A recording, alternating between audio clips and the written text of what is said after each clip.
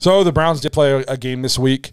Second preseason game, lost 21-20 to the Eagles. Super exciting preseason game. Yeah. Like tons of offense, almost no defense. And I put, what do we like about the game? What stuck out to you guys? We got a serviceable backup quarterback for sure. Yeah. Yeah, I mean, he went out and played well again, and I think you're seeing his athleticism is really help. It's kind of been missing, and I think Stefanski has wanted that from that position, somebody who can move a little bit. Yes. And you're seeing that out of Dawgs, 14-20, 141 yards in a rushing touchdown. He also rushed 4 times for 47 yards, averaged 11.8 yards, an electrifying run where the dude tore his undershirt and he spun around, tiptoed up the sideline, juked the last dude coming back in. You're just seeing the guy play smart football. He knows where to go with the football, and he's throwing it well. I mean, he's putting the ball where it needs to be. Mm-hmm. He would have had another completion, but David Bell dropped one. And it would have been a big one down the sideline, put us down to about 2. Yeah. And if you follow training camp, drops are not David Bell's thing. Yep. So no, it would have been a tough catch. It was a tough catch and for sure. It's his first game, some rookie jitters. Did hit him in the hand, so you got to save his drop. But no, Josh Dobbs played really well. Another bright spot. I think you can comfortably go into the season with him as your backup now. There was a lot of talk, can we trust this guy? Do the Browns need to make another move for somebody else? I think he's kind of put that to bed. I like what the Browns did with the quarterback situation, bringing in, so they make the big move, they trade all the picks, they give all the money to Deshaun Watson, then you bring in Jacoby Brissett as the backup who can do similar things, and then you bring in Josh Dobbs who just showed he can do similar things. So you can kind of run the same offense no matter who's in there without having to tweak it. So, I mean, look at the Eagles. You can't not do the same thing with Gardner Minshew that you're going to do with Jalen Hurts. So you got to kind of tweak it a little bit depending on, if something would happen to Hurts. Yep. So I thought Dobbs was impressive again. I thought the run game was way better this time. I thought Dearness Johnson, I think, only got 2 carries, but he looked significantly better in those 2 carries than he did in the first week. I mean, the Browns as a team rushed for 174 yards on 32 carries, 5.4 yards per carry. So the run game, every running back for the Browns looked great, and then the whole backup line played well again, which, I mean, was technically the third center. Yeah. And we still ran the ball all over them. So that was encouraging to see. I was excited about that, which is going to, again, we're going to lean on that run game probably hard early in the season.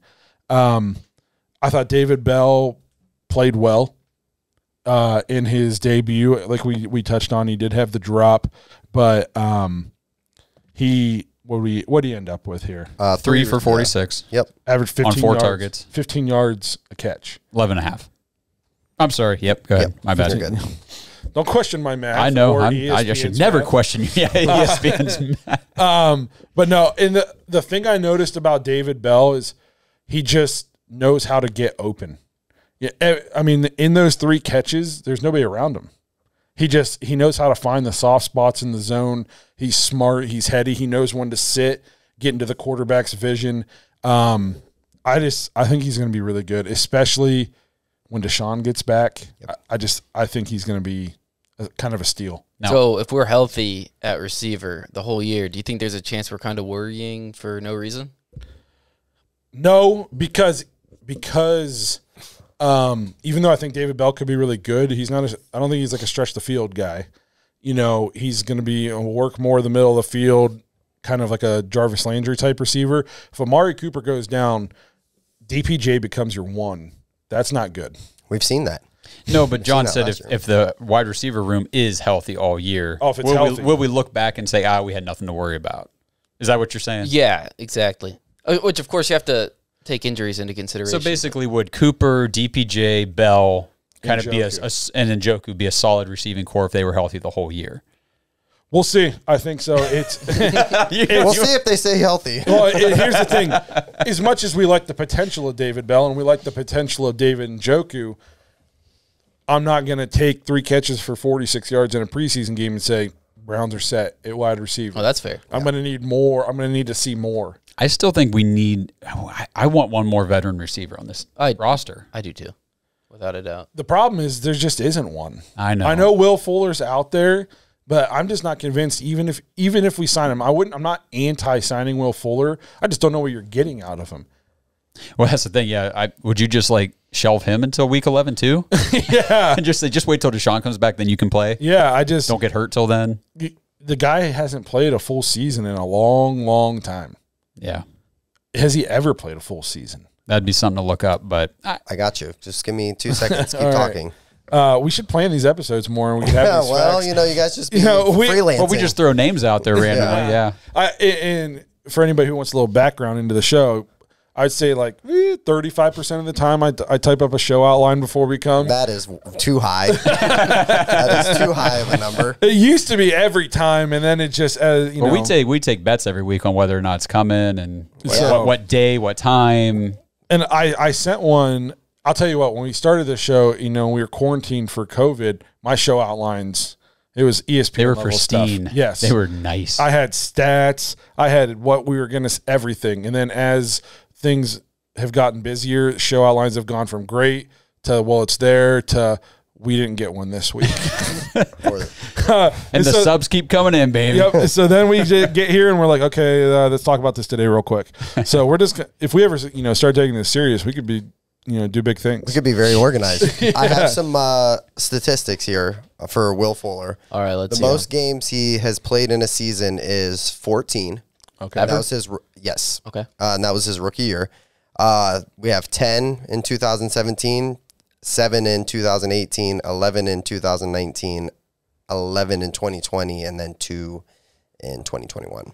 So, the 11 seasons, that was back when there were 16-game schedules, so he's missing 5 games. I would sign him and say, you're going to sit until you play your old team. He might. So I heard rumors that he was kind of waiting to see what happens with Deshaun Watson and everything.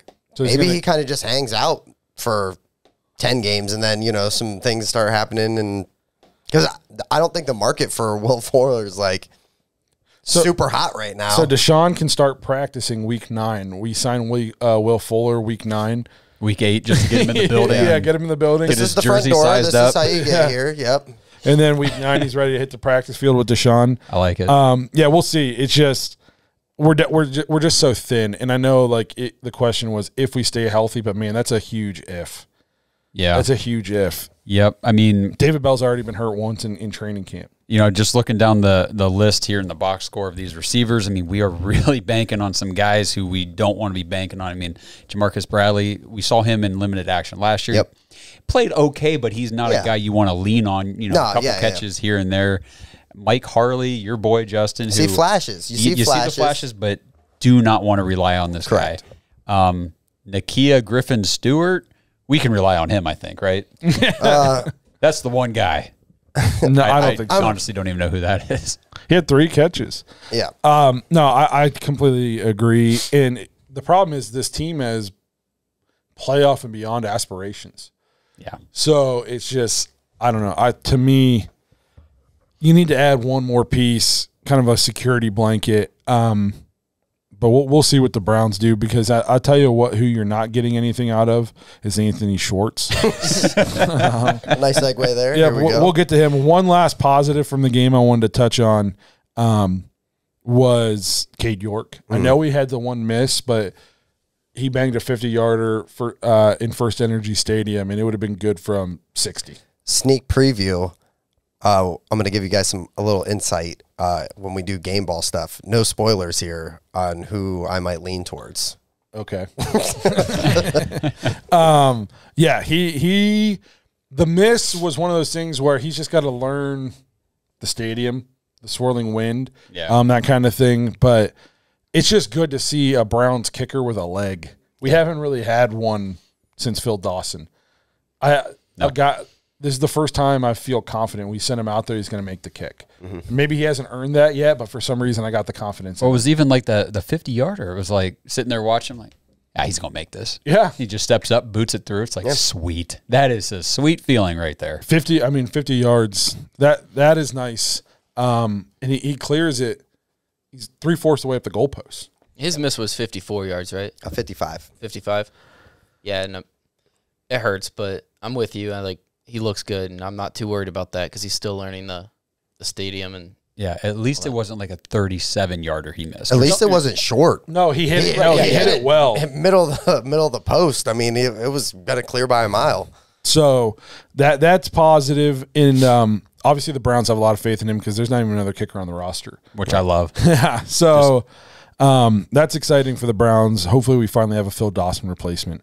Now we'll segue into what we didn't necessarily love about the game. Well, can I just throw one more thing about what I did like? Go ahead. I did like the play of our young secondary backup depth pieces. Mm-hmm. I know that Philly ripped off some big runs and they had some big plays and things, but this is the kind of game where you got all these backups playing in there, and it's like, let's just look at the individual guys play. I want to see how they read the plays, how they're hitting people, are they tackling, are they wrapping up? And I just thought guys like Richard LeCount, our boy D'Anthony Bell, Tony Fields popped off the screen, which was nice to see because last year was injury riddled and we weren't really sure what we got out of him. And he's fast, man. He is. So I think he's a good JOK backup. Mm-hmm. I think that's what he was drafted to be. Or an Anthony Walker replacement. Yeah, because which we need. He can play that middle and he can go sideline to sideline. He's faster than Walker. Yeah, for sure. Another thing, I know it didn't work out the way we wanted it, but Miller literally had green grass on that. It was like a little 5-yard throw, and he just dropped it. I mean, it would have been a pick six, and he would have taken it to the house. So it's unfortunate he didn't pick it off, but you got to like the read. You got to like the anticipation, how he just jumped on it. I thought he had a great game, too. AJ Green. He had a couple really nice plays. Players, it's like, okay, so if we have a starter go down, or he's got to miss a game you feel or two. Confident that the backup can come in and give you good reps. Yeah, because now our corners are, it's like Denzel, and then you've got Newsome, Greedy, Emerson, Green. It's like, okay, cool. I feel good about that depth. Yep. I thought Alex Wright played a much better second game than he did first game, especially against the run. So, like I said, what we didn't like, Anthony Schwartz, I think, is very fringe to make this team. He's awful, man. I'm not trying to pick on the guy. Like, it's not like he's the one I'm picking on this year, but that I think it was third, fourth play of the game, we run an end around to him, and it's blocked perfectly. I mean, if you pause it, if you're watching the game and once he gets the jet or the end around, and you paused it and you see the blocking, you're like, this is a touchdown. This is 50 yards. And then you press play and he hits 4. Because he doesn't know how to read a block. He can't break an arm tackle from a DB who's being blocked. I mean, I texted and just said he just doesn't look like a football player to me.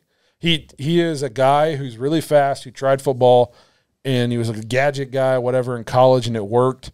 But he just, to me, looks like he needs to go try out for the Olympics because it's not translating. Whatever sport involves no contact would be great for him. Yes, or he's like I said, it's like he has no vision. Yeah, there's no wiggle to him. He just is fast. he's got no wiggle. Straight line speed. Yep, and he doesn't look like a football player to me at all. No, he doesn't. That's disappointing because it's just one of those things that's hard to explain. But when you watch certain guys on the field, you're like, that guy's a player. Like, he just looks like it. He acts like it. He walks, he runs, he moves like it. Anthony Schwartz has none of that. No, and then he had another drop.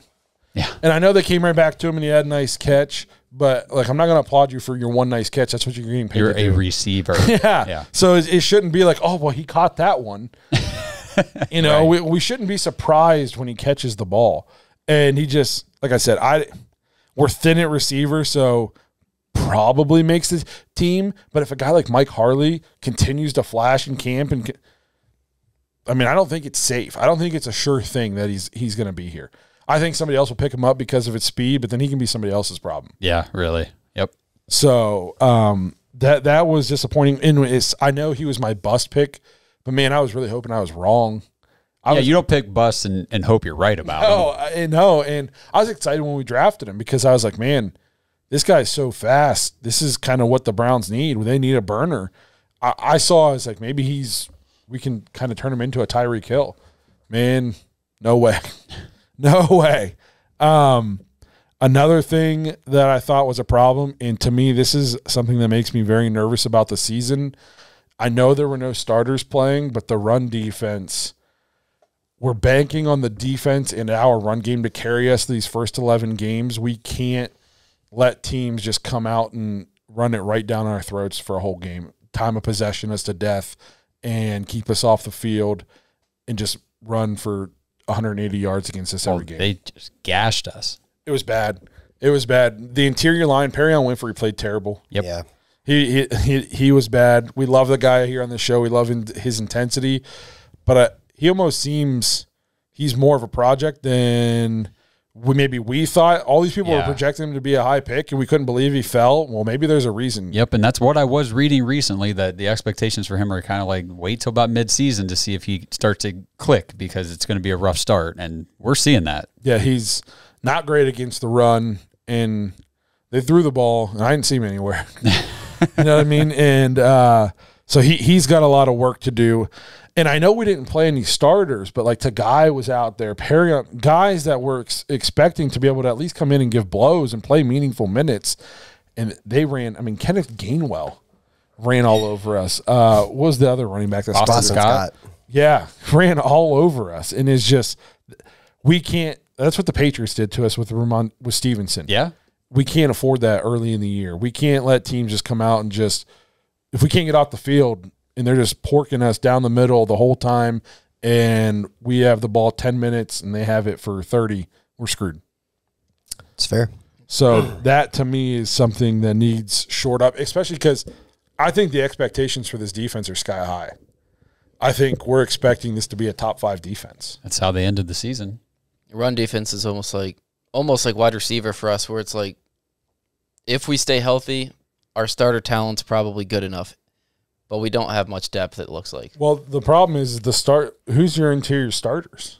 Probably Elliott and Brian, right? Yeah, yeah. So, I mean, yeah.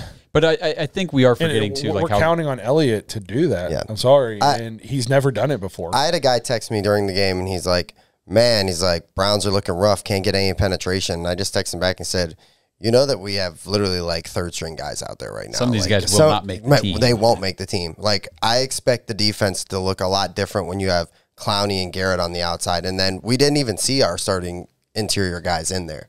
So I know it's preseason, and you don't want to overreact. I know what you're saying.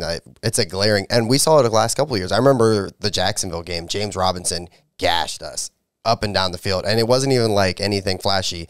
He would literally just run it straight up the middle for 6 yards every play, and we couldn't get off the field. So that's a concern for sure. Yeah, and like I said, I get that our starters didn't play, but the guys who are penciled in as starters right now are unproven. Jordan Elliott, to this point in his career, has done absolutely nothing. Yeah. And all of a sudden he's a starter. Well, we'll be fine because Jordan Elliott will be in there. We don't freaking know. No, that's fair. We don't know if we're going to be fine or not. And we have all these great pieces on defense, these nice fancy corners, these great edge rushers. But at the end of the day, if they can line up and just shove it down our throats, they'll do it all freaking game. And we don't exactly have a run-stopping linebacker core. Our linebacking core is built to go sideline to sideline and play in space. So if you're weak at the interior D line and the linebackers right behind them aren't exactly run-stuffing linebackers, that makes me nervous. That I'm nervous about that this year. Especially, I mean, let's go look at the schedule here real quick. Week 1, Christian McCaffrey. Pretty decent running back. Yeah. Week 2, Michael Carter and Breece Hall probably. Yeah. Yep. Week 3, Najee Harris. Yeah. Week 4, so maybe you get a little bit of a break. Week 5, Austin Eckler. Mm-hmm. Week 6, Stevenson. And Harris. Yeah, in Harris. That's the Patriots. And then week 6, Lamar Jackson. J.K. Dobbins. If Gus Edwards is back by then. The Bengals. Joe Mixon.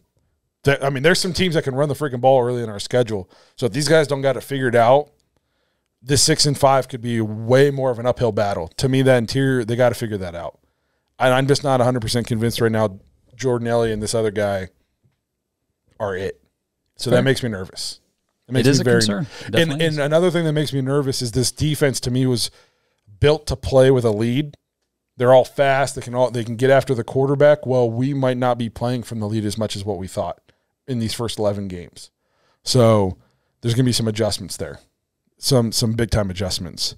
And hopefully it doesn't take 6 weeks to figure it out because if it does, the season could be done by then. We weren't scoring a lot of points last year either, and our defense was still doing okay. Not in the first half of the year. No, but the way it ended. Yes. The way they came on and gelled, that second half of the year when they were top 5 was pretty awesome. Mm-hmm. We still lost a lot of games because we couldn't outscore 16 points, but whatever. Yep. So that was the thing that made me the most nervous. I'm still obviously high on the defense, but that's something I'm watching for come regular season. And if starters do play against the Bears this coming week, that's something I'm watching for. Anything else you guys saw out of that game that makes you concerned? It's not concerned. I was just going to note that penalties went down this week. Yep. And which I thought was really a good sign considering these are all backup guys. They don't get a lot of run at, camp and practice and things like that. So to come out on a field in a full game situation, they only had 6 penalties the whole game. Didn't give up any sacks. Very cool. Yeah. So I had one thing that I wanted to touch on as far as, I don't want to say it was even disappointing, but I think it's very clear Josh Rosen probably isn't a guy. You know what I mean? I think he looked very inaccurate. And I know that I saw some stuff where it was like some of the guys were running the wrong routes, Still, I thought that the decision-making wasn't that great. I thought there was a couple plays where he just didn't make the right read. So for me, like for Dawgs to have that kind of game and then for Rosen to come in and play like that, I think it's a kind of a clear – I think there was a little bit of a battle, whether it was or wasn't, but I think that's decided. I think the battle is over. The battle is over, yeah. I will say this in his defense, like you said, he's playing with grocery baggers that late in the game. Mm-hmm. And so he's not exactly getting to play with the cream of the crop. Now you can make the argument neither is he. Yeah, for Dawgs, yeah. You know what I mean? Agreed. Yeah. And you can but that's an uphill battle. But I agree, Dobbs has clearly outshined him in the preseason. It's not even close. No. Hey, Browns fans, we just want to take a quick break in the action to tell you guys about DraftKings Daily Fantasy Football. Join the next generation of fantasy football with Rainmakers Football, the first ever NFT fantasy game from DraftKings. It's the only NFT fantasy game licensed by the NFLPA. Now, you can play all season for millions in prizes by building the ultimate NFT franchise. Right now, everyone can get their first full roster starter pack for free. That's right, for free. Playing Rainmakers is simple. Buy, sell, bid, and win player card NFTs of the biggest names in the game through regular drops and auctions on DraftKings Marketplace. Craft lineups of athletes from your NFT collection and earn points for touchdowns, receptions, and more, just like you do in daily fantasy football. Build your NFT franchise and enter free Rainmakers football contests all season long to compete for millions in prizes. So come on, Browns fans, the next generation of fantasy sports is here. Download the DraftKings Daily Fantasy app right now. Sign up with the promo code TPPN, click the Rainmakers title, and opt in to get your first card for free. Plus, play for millions in prizes all football season while building the ultimate NFT fantasy franchise with Rainmakers Football. That's promo code TPPN. Build, play, win, only at DraftKings. Contest entries dependent on type and number of NFTs held. Eligibility restrictions apply.